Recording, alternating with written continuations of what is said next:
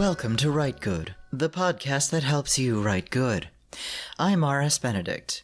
Before we get into the episode, I have a little announcement. I would like to announce that I am fucking tired. I am exhausted. We've been doing this podcast reliably without interruption for several years now, and I need a little break. Life is hectic. So we're taking off for the month of March. We're going to freeze the Patreon for that month so our wonderful subscribers don't get charged. You won't be charged money. And during that time, we'll reach into the vault and release an old paywalled episode for free so you folks have some content to gnaw on while you wait for us to come back in April. So, see you in about a month. Now that that's out of the way, let's get to the episode. In this podcast, we talk a lot about transgressive art and pushing the envelope. We rail against censors and prudes. And for that reason, we've gotten a little bit of a reputation as shock jocks and edgelords. And we have definitely attracted some shock jocks and edgelords. But, in this episode, we're going to talk about the limits of shock value. Joining us, once again, is the world's greatest writer, June Martin. June, thank you for coming back. Thank you for having me. I feel like this is the moment now where I just unload a list of all my favorite slurs. Yeah, hold on. Harley, no, do not hang off the balcony. No. The cat is making me nervous. Get down. Oh. Get down. There, use the stairs. Go downstairs by the stairs. Don't do it, Harley. I live in a loft, and my desk is facing the balcony now, facing the balcony railing because the feng shui is better that way. I am in the command position of the apartment. But the trouble is that sometimes the cats like to hang out on the balcony in front of me, and it makes me nervous as hell because Harley and Henny have both fallen off of there, and it's a pretty big drop. They're okay. They were both fine, but it still makes me very, very anxious. Yeah, of course. Harley has 9 lives, but also that stupid boy cannot count to 9. He's real dumb, yeah. He doesn't know. He's not keeping track. No. He's not smart. Henny, no, Henny. Fucking cat, Jesus Christ. No. Speaking of edgelordism, my cats are being edgelords in that they're just lording over the edge, just frightening me and making me anxious right now. No. Jesus Christ. Okay. They heard you were taking a break, and they're like, we got to get in this podcast. People are going to miss us. Yeah. If anything does happen, you'll know because you'll hear a really loud 10-pound of cat thump followed by me crying. Oh. And worrying that I'm a bad cat owner. Harley set himself on fire the other day. I still haven't recovered from that fully. Cats are not supposed to do that. He decided that a scented candle would be a good thing to rub up against while it was lit. And it's not a good thing to rub up against when you're made of fur. And he fucking set himself on fire. I saw him going for the candle and knew that he was dumb enough to do that. So I sort of leapt in and reached for him, but I didn't get to him quite in time to stop him. So fortunately, he was not hurt. I got the fire out really, really quickly. He wasn't burned or anything. He's perfectly fine. All that happened is he smelled really bad for a while because the smell of burning cat hair is not nice. It doesn't smell good. No. But that was another fun adventure. Just me putting out a flaming cat.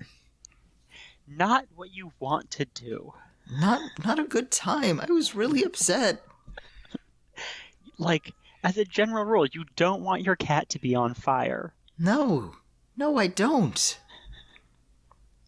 So anyway, what do we mean by edgelordism and shock value? I don't know if you can hear the boy yelling. That is his yell of triumph. Oh. That is his scream of joy. He has never made a mistake. He's so good. He's the perfect boy.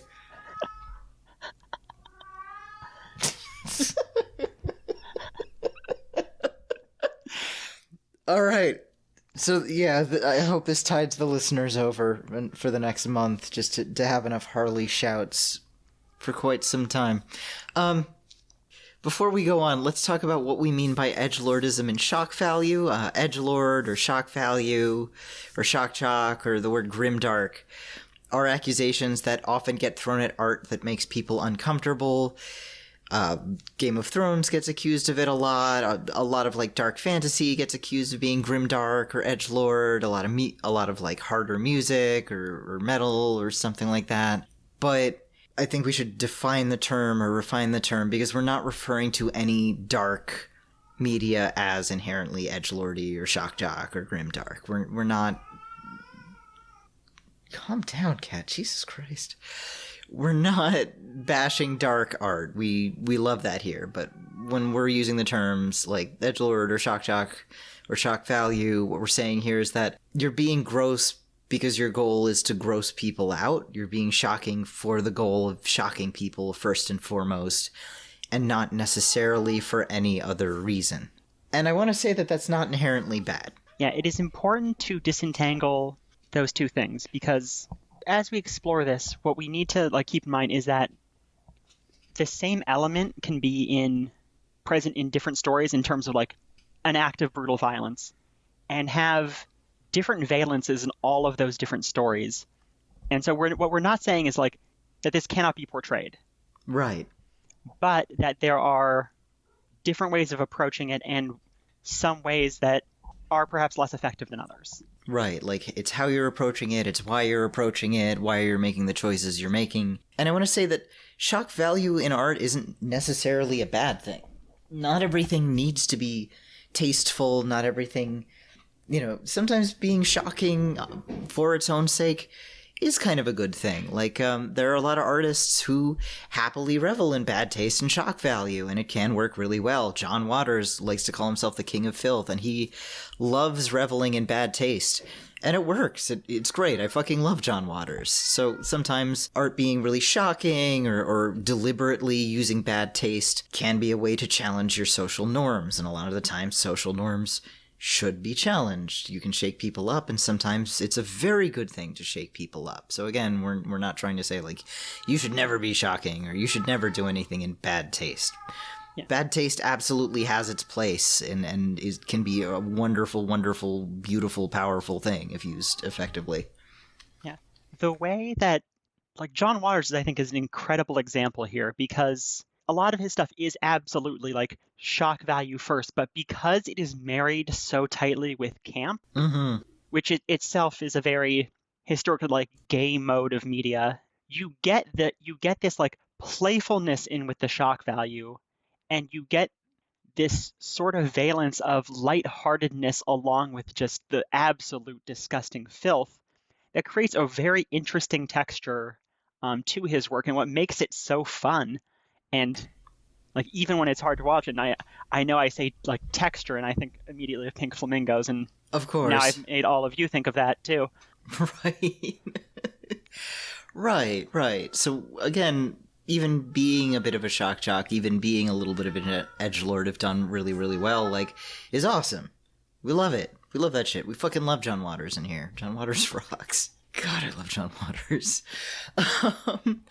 So we're not trying to say that art should never be shocking. I mean, this is us, obviously. But I think there's also a way to do it kind of poorly. And something I want to stress, too, is that I think a lot of the reason why we're in this current era, this current very fuzzy, if you want to call it squeakcore era in a lot of culture and a lot of media, especially geek media, I think that sort of early 2000s edgelord shock jock bullshit kind of got us here. Like, I don't know how many of you are old enough to remember, but back in the day, the style of humor was to be as sort of shocking and edgy and kind of mean as possible. It was just to be as like gross and bad taste as possible. And that fucking sucked. Like, it really, really sucked, because a lot of the early 2000s humor was just being mean. It was really a lot of ironic, quote-unquote, misogyny and ironic homophobia and ironic racism, and a lot of that shit aged badly because a lot of it turned out to be unironic, unsurprisingly. Mask off. Like,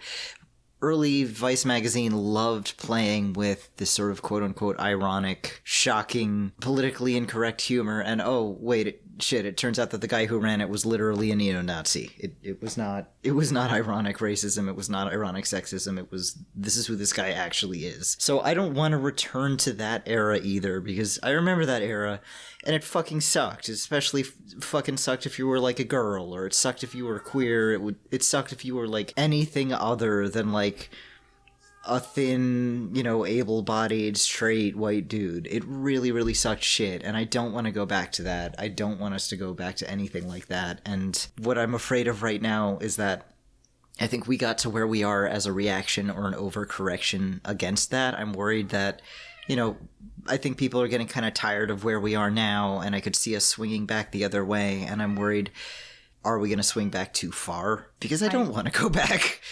Yeah, me either. And I think the fact that we are where we are being a reaction to that like previous edgelordism is why we so often see like edgelord, shock jock, grimdark as terms of pejorative against things like Game of Thrones, which are quibble with it, like the ending. Criticisms of the show abound, numerous criticisms available even of the books. But the idea that they are like one note and shock value is a patently like ridiculous claim to make about them. But the reason why they are used pejoratives in this dominant mode of, I mean, let's call it squeakcore. We're on Rite Gud. Yeah. Is because those are the terms of the movement that they have supplanted. And so they are a very effective pejorative in that sort of the sense of like, well, these are the things that we have defeated, and from this dominant position is easy to like marginalize other works by using these phrases as pejorative. Right. But there's a downside to that, which is if you're calling things that people like and are good grimdark, people are going to think, well, hey, what's up with this grimdark thing? Yeah. It's kind of a black and white thinking, too, which I'm going to talk about a little bit more. Before we get into that, let's talk a little bit about our own issues with shock value as a goal in and of itself. Shock value as your goal is just to shock people, and just to shock them, and just to shock them, and just to shock them. And I think a lot of artists, and I've noticed a lot of our artists in our orbit, kind of falling into this desire to shock and this almost contrarianism, right? Like, you get scolded by the moralists, you get scolded by the Puritans, so you decide, fuck you, I'm gonna be everything you hate. I've heard some writers that I know say, well, every time I hear people complain about are sex scenes necessary in art, I'm going to add more sex scenes to my work. Which, okay, I mean, that's fun, but is that what your work actually needs? Did your work need that particular scene? And I'm not saying it's wrong to put sex scenes in art, obviously. It's cool, it's good. But my issue is, are you letting people who hate you and people that you hate determine the shape of your work? Like, okay, you've gone beyond letting other people censor you, and that's good. But you're still kind of writing for the censors, only you're writing specifically to upset them, but you're still writing for them, right? You're still writing to this audience that's hostile to you. And I don't want to do that. That's not the audience that I want.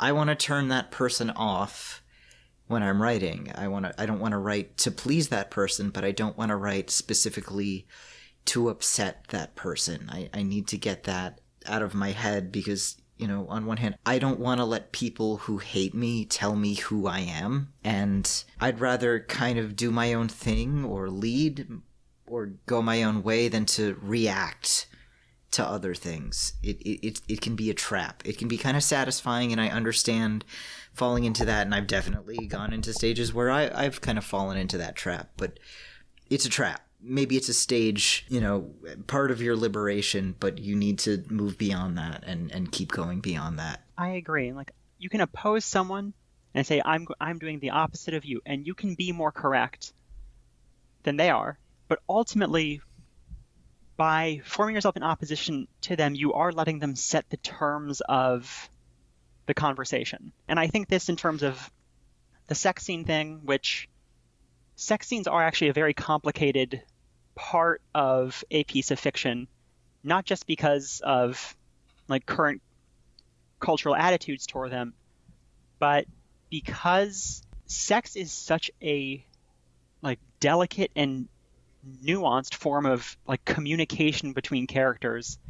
And if your focus on in a sex scene is sort of just like, well, I'm adding this to like be explicit, you're missing an opportunity because you are seeing it in terms of your imagined prudish opponent and not seeing it for the opportunity that it is. Mm. And not to go off on a tangent, but it's very similar to the conversation around like representation in fiction, where people are like, oh, we need good representation only. And the opposition to that is like, no, we need like, to use queer people, we need like really, really messy, like, oh, like awful queer representation. Like, I've got nothing wrong with that. I love some like messy queers, but the idea that the way to oppose that we need good representation is like we need bad representation is like completely misses like the actual answer, which is we need different terms of the conversation entirely. Yeah. And I think the sex scene conversation is another one of those. Yeah, I'm glad you brought up the notion of representation too, because it seems a little bit like going beyond defining your work, but also defining yourself. And I know there's a lot of people like to reclaim terms, and a lot of people like to sort of play with it. Oh, you call me this, I guess I am. And this doesn't just happen with identity, this happens with politics too. We had a lot of women calling themselves nasty women, and a lot of right-wing people calling themselves deplorables, and I'm a this, I'm a that, and it's kind of like, all right, what I'm watching is people sort of rub dirt and filth upon themselves and go, aren't I a naughty boy? Aren't I a naughty girl? And it's like, it's kind of grotesque. It's this display of like self-hatred, or don't you hate me? Aren't I a naughty little thing? And it's just kind of like, I want to be a grown-up. I don't want to be either of these things. Maybe this is part of just me that I'm getting older. You know, I'm getting older, and I'm too old for that fucking shit. It's just teenage shit. And maybe part of this too is my own writing process. I write really, really slowly. I've been working on a novel, like a gothic horror novel, I guess, for about 5 years now. And at the end of it, I need it to say something besides, fuck you, Dad. And not my actual dad. You know, my actual dad was very nice. He watched Star Trek and smoked weed mostly. Really nice guy. But, you know, that energy of that, like, fuck you, Dad. I can't keep up the fuck you, Dad energy for 5 years straight while I'm writing. And if I put 5 years into putting something whose only thesis is, fuck you, Dad, like, that's a lot to spend 5 years on. Maybe if I was churning out something quick, like I've written, you know, shit post stories, I've written like little silly fuck you stories, but those are always very, very quick things that are like 1,000 or 2,000 words that I bang out in under a week. But to write a full novel length whose only thing to say is like, fuck you too, like, that's just, I don't want to put that much time and energy in and only have that to say. Yeah, I know. I once wrote something that everyone took to be like a fuck you too, and people actually missed like the other drift of it because they saw it as being like plugged into like the discourse around Isabel Fall, and like in a way where it was kind of assumed that plugged inness was total, yeah, instead of partial. And that is a danger of plugging into these things in that way, which is it can flatten your work even if you don't want it to be flattened. But it can also be dangerous if you are writing to prove people wrong. When you're doing that, you're producing writing that is not thoughtful. It is writing that is more about who you are as a writer and making a point of contrast between yourself as the writer and these other people. And like, look at how much better and look how much braver I am. Look at how much more shocking I am. And I think writing to prove something about yourself is a really bad place to come to things from as a writer, much in the way that like trying to write something to prove how clever you are doesn't really work, and like doesn't end up producing works of fiction that actually are full of the kind of like interlocking and like complicated thought that makes a piece of fiction really shine. My example of a writer who does this, and in fact both the posturing and the shock value, is Otessa Mossfeh. Ooh, your nemesis. It's for now very one-sided because she has no idea who I am. Oh. Even though I'm the world's greatest writer. Yeah. But she's big enough that I think I can speak openly critically about her without anyone accusing me of bullying. Yeah, you're punching down. Yeah. I guess literally, because you are taller than her. I am definitely taller than her. You're very tall. Yeah, my legs are so long. You're like a hot giraffe. It's very important to for all you listeners to know that. Yeah. Otessa Mossbay does this. I've called her just sort of like the quintessential poser as a writer because generally her fiction is written in a way that suggests that like the way that she approaches it is, well, what would a clever writer do here? What would someone who's like a little bit better than you and like a little bit too good for like contemporary fiction do here? Or in the case of Lapvona, her recent novel, which was a like bleak and disgusting medieval tale, it was full of the bleak, the gross, the scatological, but it didn't really say much other than like how shocking she thought she was being. Yeah. And I feel like if you come away from a piece of fiction thinking about how the author sees themselves, that is a missed opportunity for more interesting thought as a reader, and it means that you as a writer have missed an opportunity. Yeah, it has. And I'm going to note that sometimes the quieter stuff hits harder when you like pile on gross thing after gross thing after gross thing. The gross things kind of lose impact, and you just that becomes kind of the norm. And that might be a purpose. Like you might be doing that to show like the world that this book takes place in is really disgusting or really awful or really base. I mean, I'm not gonna necessarily question that, but if your goal is to disturb, like maybe you're kind of not. Maybe you're just kind of be like, okay, I'm grossed out. Now what have you got? Like some of the books we've read for the book club. One of the grossest parts of a previous month's book, Yukiko Motoya's collection, The Lonesome Bodybuilder, there's a story in it called An Exotic Marriage, where like a woman is married to this horrible, parasitic, shape-shifting thing, and there's a lot of really gross body horror stuff that happens in the story. But for me, the most memorable, upsetting moment in the story is where her husband manipulates her into eating too much fried food. And there's like tons of much weirder, grosser shit that happens. People's faces melt. This guy, like, there's a vor scene. But for me, the part that upset me the most is when he's just whining at her and being a fucking little bitch so that she overeats fritters. And it's just describing the way she's just cramming in these greasy fritters. And it's the grossest part for me. It's the part I remember the most because of how it's handled and the emotional stakes behind it and what it signifies. It is just a woman eating too much fried food, which, like, that's a thing I've done during my life. It shouldn't unsettle me that much, but it sure did. And it's easy to imagine another story where it's just like someone's eating a bunch of fried food and it doesn't have nearly that impact.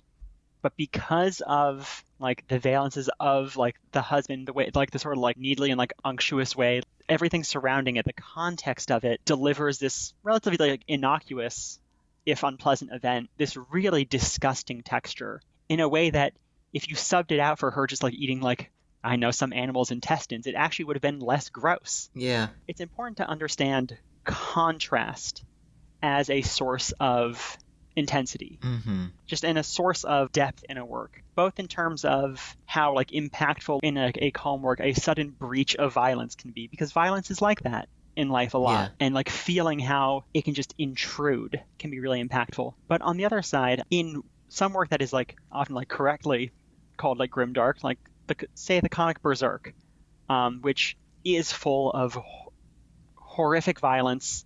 It is the main thing that happens in the comic. But like contrasting with that, there are moments of real tenderness, and there is still more going on, and it is just important not to only be doing one thing. Yeah, you don't want to play a song with just one note. And I'm sure some music theory student is going to be like, well, actually, here's a list of songs that are only just one note, and they're all very good. What do you know? Okay, you know what I mean. Yeah. You know what I mean, you little snotty people. Before you, actually me. It's gonna be some John Cage thing. Before you, John. Yeah, fuck you, John Cage. Like fine, we're owned, whatever. Extend those 4 minutes and 33 seconds to the rest of this episode and just stop talking. Okay. But you need more than one note, and the quiet moments make the loud moments hit harder, and how you present things and how you linger things. Another instance of a book that we talked about on the book club is Kurt Vonnegut's Breakfast of Champions, and that's a book in which a man goes on a violent rampage in his small town. And something I really want to stress is that he doesn't kill anybody during this rampage. A lot of writers who would write, a man goes on a violent rampage story would have him killing people, doing a slasher thing. And he doesn't do that. He just beats up people really, really bad. He just beats up a lot of people really, really bad. But in the book, Vonnegut takes the time to get to know these characters. He shows you everyone's inner lives. He tells you everyone's penis size for some reason. And he doesn't shy away from showing just how awful the violence is and how much it hurts these people, how it lingers on these people, how it affects them. So a moment that a lot more like shock value heavy writers, a lot of these acts of violence are things that other writers might kind of skim over and just might get lost in this constant noise of violence and be like, oh, I didn't even die, who cares? And it wouldn't hit. But the way Vonnegut presents it in here is that these beatings, which again I want to stress, no one dies in them, end up feeling so brutal. And they're brutal in ways that a lot of deaths in literature for me don't hit as hard. Like, there's a bit where Hoover beats up his son for being gay, and it's like one of the most horrific moments of violence in a book that I remember reading. And I still remember it vividly, like years after reading the book, and it's just like fucking awful. It's just grueling to get through this section, and it's hit me so much harder than a lot of other writers might have hit by like killing a character. Yeah, because I think there's a tendency in some of the stuff that is called grimdark for like death to become actually quite cheap. Yes, it becomes way too cheap, and it kind of loses its impact. You're just knocking over bowling pins or something. Yeah, we're talking like grimdark, then like we are implicitly talking about like Warhammer 40k stuff where like billions of people die in a battle or whatever, and it's like this is nothing, it's meaningless. And I want to stress that if that's the point, if you're trying to point out that this is a society where life is meaningless, like, well, there can be a point to that. Like, I'm thinking of Paul Verhoeven, who uses tons of ultra-violence as a way to say, like, this is this brutal society we're living in. I don't want to say that it's always wrong to kill off a lot of characters, but like, you have to understand when you're doing that, the deaths won't be impactful. They will have almost no emotional content because they can't. Because to create that emotional content, you do have to do stuff like in Breakfast of Champions, where the violence isn't shocking because it's violence. The violence is shocking because you've come to know these characters and you understand the ways that like this violence is a disruption of like their life and their hopes, like they themselves as like emotional beings. You understand not just as physical pain, but also as this intrusion of carnage into their lives. And something that he does in that book, too, is he lingers on the actual effects of injuries. It's not, oh, he beat that person up, and it's like, well, this guy's missing a finger now, and this guy's deaf in one ear because he ruptured an eardrum, and this woman, has this problem now, and like he really, really stays with it because he's fleshing out these characters, and that means he's fleshing them out after they go through this thing. And not just before and during, but after. He's making us understand these people are going to stay alive and they're going to have to keep living with this. Yeah, exactly. It is a permanent change to like the life that you encountered these characters living before the violence. Like, it is not just a fight scene. Right, and that's something that I realized I played into with this book that I'm writing. I'm not, without giving too much away. In the rough draft, it was a lot more murdery, and just having a lot more fun with the murder and stuff. And rewriting it, working on the second draft, I realized I'm not going to put any murder in this book. There is a death, but it's not something that I would really call a murder, in fact, with the way it's written. And I found that to be a lot more interesting. Maybe it's a little bit less edgy or something. I mean, I feel like it will be less shocking, but more impactful in the way I'm handling it. At least I hope so. That is the goal, right? Yeah. Yeah, and I mean, especially for a book, like a book's job is to bring to the fore like a network of ideas and explore them and bring up all of these like questions and complications and ways that they entangle.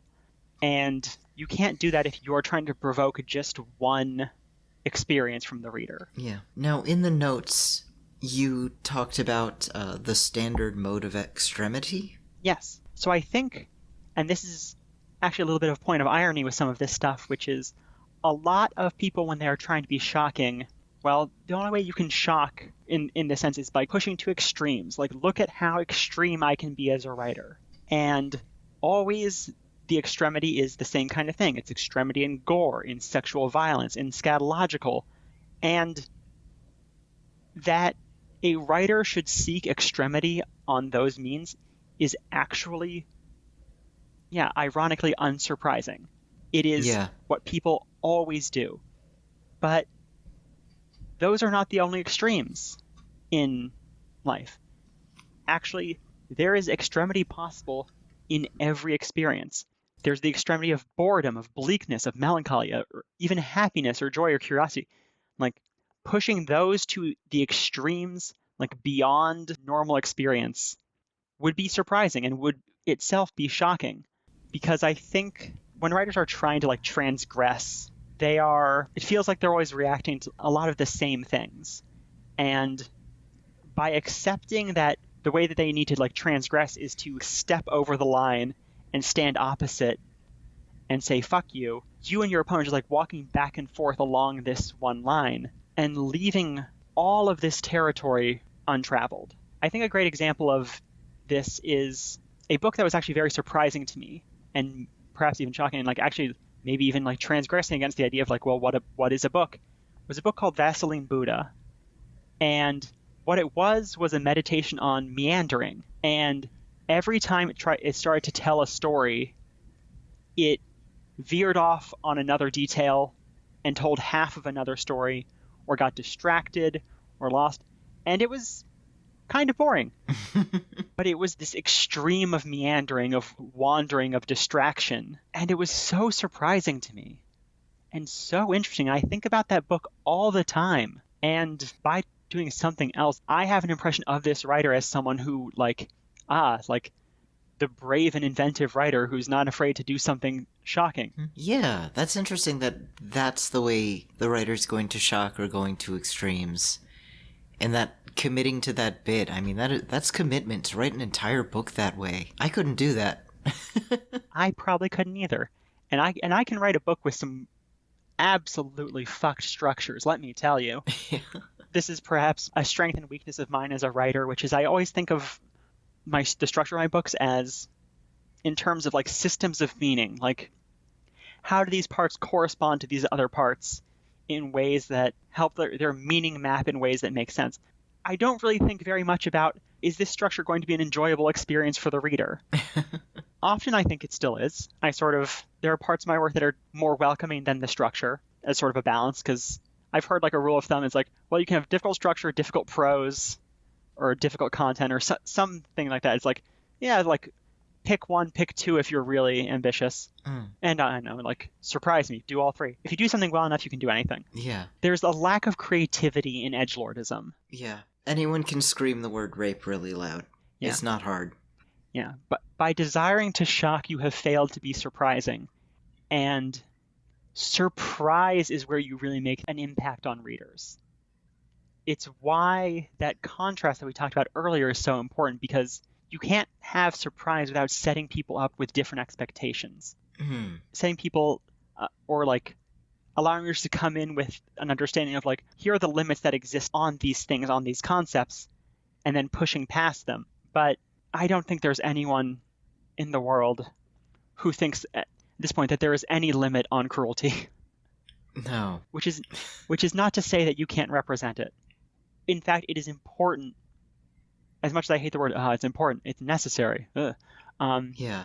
It is important to have fiction that represents the full depth of human cruelty and depravity and violence. Right. But it's works that breach the normal limits of those things in search of other meaning that are really impactful. Right. A lot of the works of shocking art, they work, I need to stress, not because just the shock value, but also because they're really well crafted and they have something to say. Like the famous Piss Christ photo, it's genuinely an aesthetically pleasing photograph.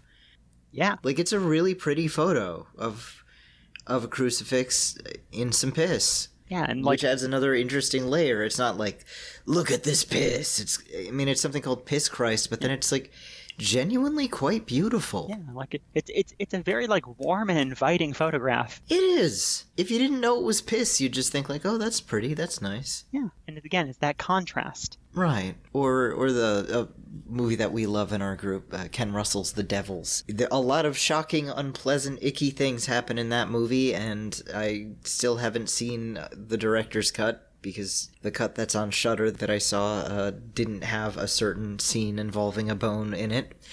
But, I mean, I love the movie not just because the bad stuff happens, and yeah, there's a lot of shocking things in it, but this, again, it's a movie with a lot to say. I mean, it's beautifully crafted, it's incredibly aesthetic, it's gorgeously photographed, the costumes, the set design, it's just fascinating to me, the way the convent looks like a mental institution, the way this sort of weird anachronistic set design is really, really, really interesting to me, and everything looks like surreal and strange and slightly modern. And it also just has a hell of a lot to say about the church, about human relationships, about politics, about sexuality. It's not just, look at this gross shit.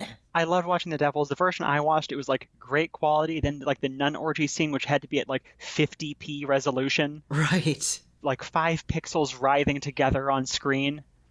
And then cut back to the rest of the film because someone had just like edited it in. Yeah. And I think the reason why some of these movies are remembered more for like, they're like shock value, these like disturbing stuff, is because like your thoughts about the movie are being informed by like the reaction against it. And the reaction against it is responding to these elements that were transgressive, but that's not the entirety of the work. And the reason why someone hates a work is not the same reason why like a person should like it. I think about Solo a lot because now there's a transgressive film. It sure is. It is really horrifying stuff on screen. And it was done not because the director was like, ooh, I'm a shocking little boy. I'm a naughty boy. I'm a nasty woman. No. I'm a deplorable. No, he was not. It was to create a film that like portrayed the mind of fascism. And like to accomplish that film's goals, it needed to go to these utter horrifying depths. And it is a truly transgressive film. And it's truly unpleasant to watch because that sickening unpleasantness, that misery of watching it is provoking an emotional experience that is like resonant with like the other ideas that helps you get into the mindset you need to understand what the film is saying. Yeah. Or, we recently, for Valentine's Day in the server, we watched Audition, which is also known for being a very violent, very shocking film. And something that struck me, because this was a rewatch of it, this was the second time I've seen the movie, which is probably twice as many times as you really need to see Audition. But what really struck me is that the first hour of the movie is really quiet, and it's actually almost a romantic comedy. Like, this is a movie whose premise was very much in line with the Tom Hanks, Meg Ryan romantic comedies of the 1990s. Like, a man gets a woman through deception, and she finds out and she gets mad. And, well, that's like every rom-com from the 90s.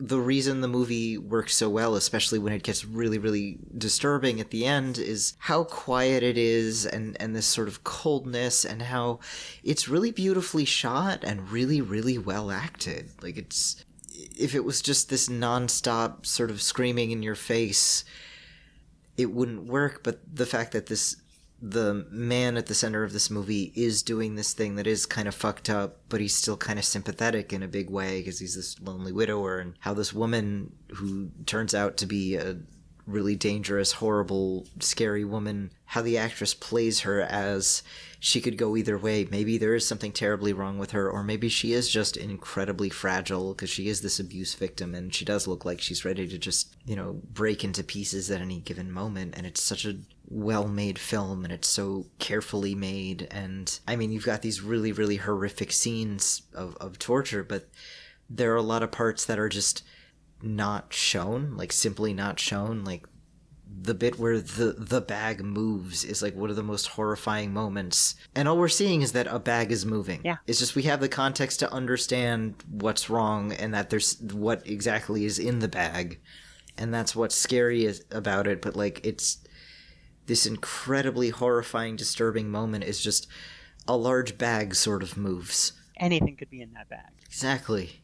A smaller bag. It's probably fine. Perhaps. Yeah, a bunch of little bags. Yeah, I don't want to deal with that. Yeah, it's too many bags. Audition's a great example because in a story, you always have the option to add complication, not just in terms of a lot of things happening in the story, but like emotional complication in terms of like making it hard to like, or not hard so much as creating situations where there is no like good guy or bad guy, or there is, but the ways in which they are bad are mitigated by these other things, and you can keep the viewer away from simple revulsion or simple catharsis and keep them somewhere in the middle where they have to think and actually try to understand what they're seeing or what they're reading. Yeah. In general, I think that the need to shock, this desire to shock as a reaction, it ties into this all or nothing kind of black and white binary mentality.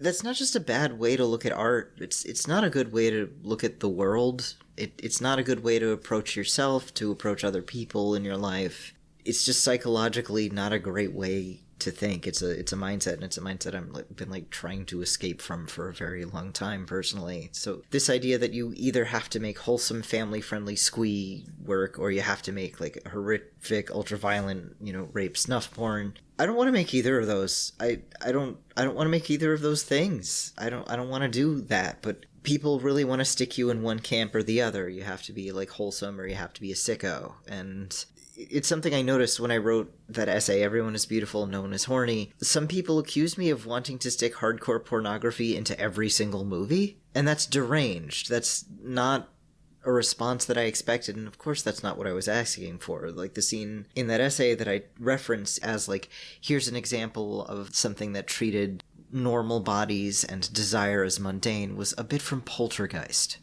which is a PG movie by fucking Spielberg. Like, it's just, it's not porn. It's not pornography. Yeah. It's just this really kind of nice little cozy scene where you see two people who are in a long-term relationship, and the dad is kind of fat, just like smoking weed, and it's very, and feeling a bit frisky toward each other. And that's it. And I think it's a beautiful scene. And this all or nothing attitude creates a space where you either get these like unreasonably restrictive, oppressive boundaries, or you get no boundaries at all. Both of those are places where like abuse and cruelty happens, where people aren't respected, and reasonable boundaries are good. They're very good to me. They're good for people.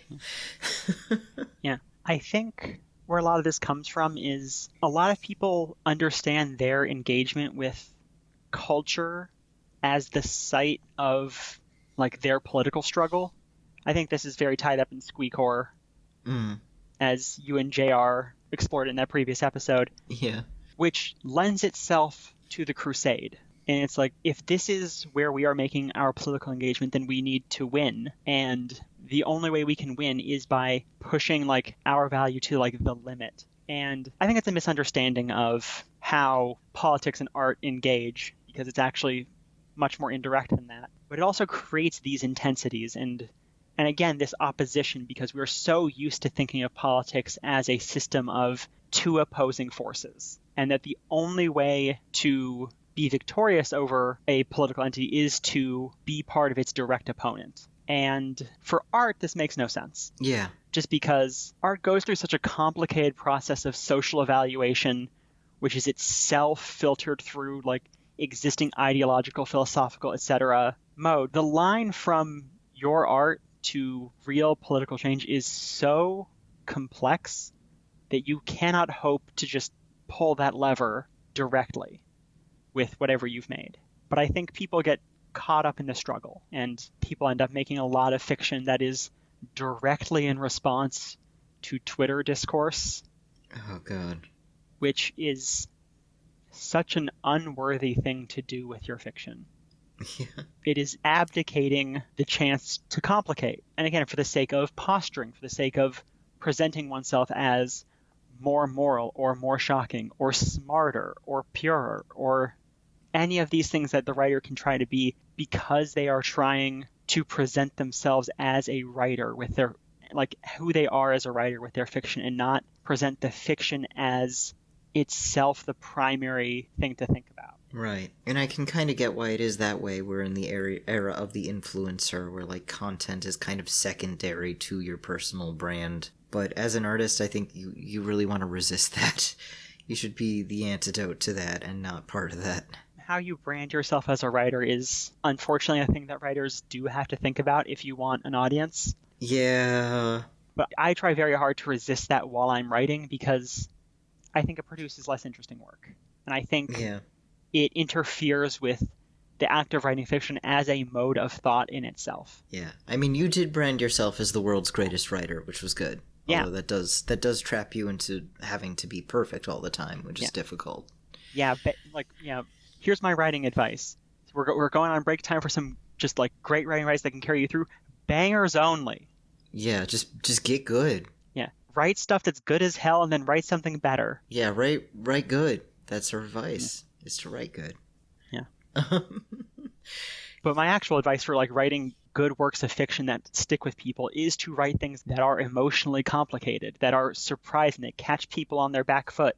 And you can't do it with intensity of all one kind out the gate. Like, people may be shocked, but not in a way that's interesting. Yeah, I definitely do think for a while I did trap myself a little bit with my own brand of like, oh, the most dangerous writer, most dangerous woman. And like, I've been kind of slowly moving away from it, but I want to stress that the reason I branded myself this, and this is kind of deep lore, is that, so a few years ago, I wrote some posts on Twitter in which I said, I don't like fan fiction. I don't think it teaches you to write very well. I think it's kind of stupid.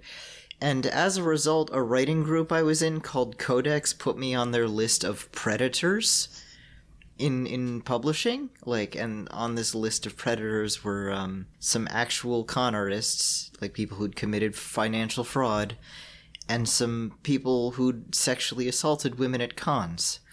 So it was like some con artists, actual sexual predators, and me, the fanfic hater. And I had other writers, people I knew, people I'd hung out with in real life, telling me that they'd had to schedule emergency therapy sessions to deal with the trauma of having to read my tweets. And it was a very, very, very, very strange time, because was having people sending me death threats, telling me I should kill myself, while other people who I had to that point considered colleagues were accusing me of being dangerous and violent.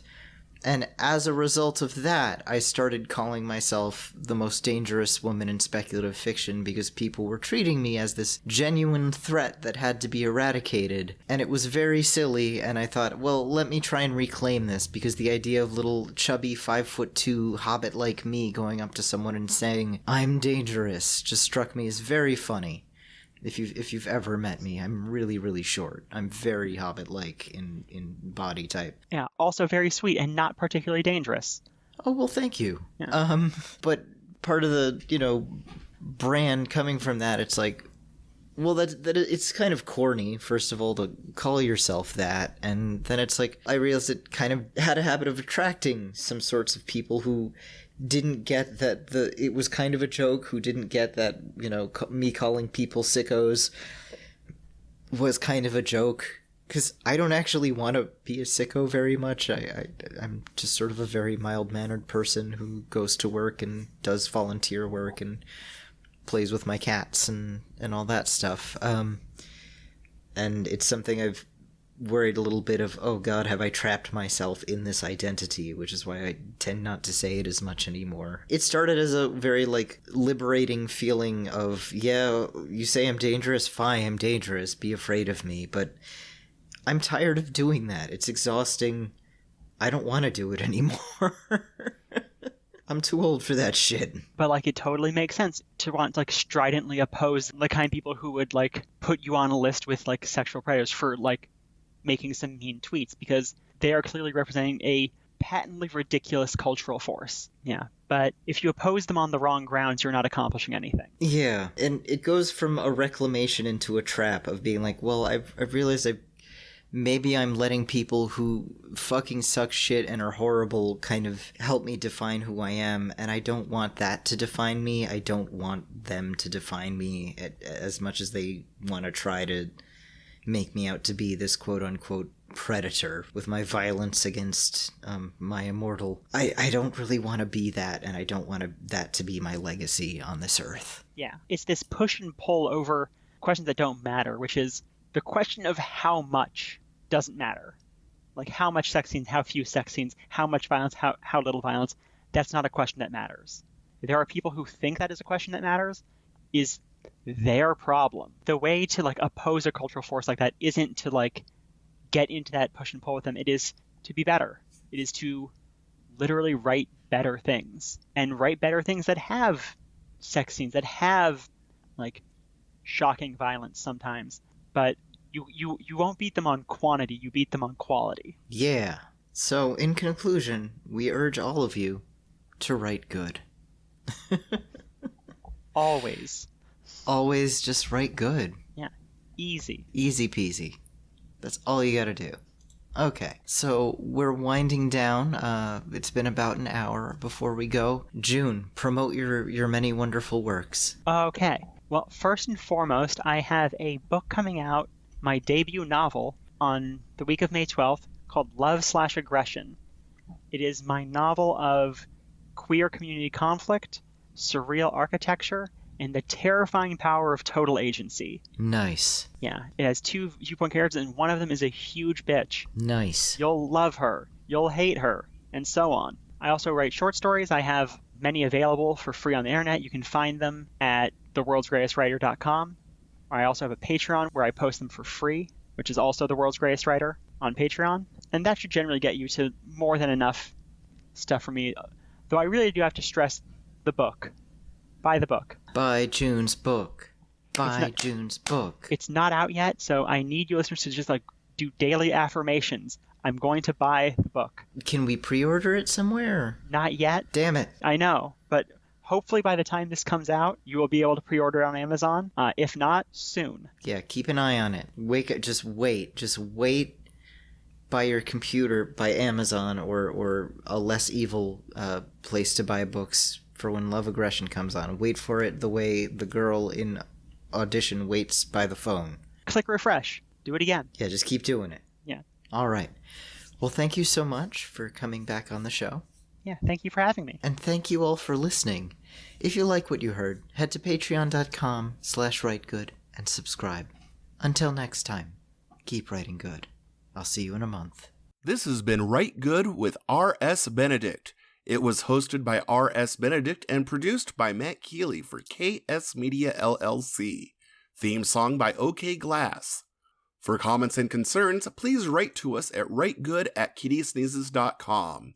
That's RITEGUD@kittysneezes.com. If you'd like to support us, please visit our Patreon at patreon.com/writegood. This has been a Kitty Sneezes production. kittysneezes.com in color.